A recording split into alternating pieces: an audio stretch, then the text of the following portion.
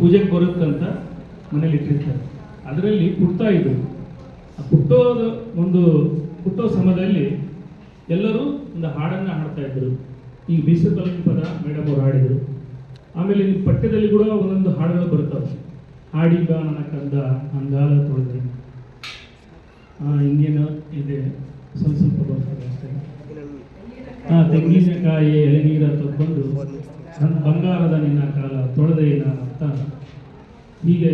ಆಮೇಲೆ ತವರಿಗೆ ಒಂದು ಹಾಡು ಇರ್ತದೆ, ಬಂಜಿ ಬಾಗಿಲದಾಗ ಅಂಜೂರಿ ಗಿಡ ಹುಟ್ಟಿ ತೊಂಗೆ ತೊಂಗೆಗೆ ಗಿಳಿಕುಂತು ಹಾಡಿದರ ಬಂಜಿ ನಿನ್ನ ಬದುಕು ಎರವರಿಗೆ ಅನ್ನೋ ಒಂದು ಹಾಡು ಕೂಡ.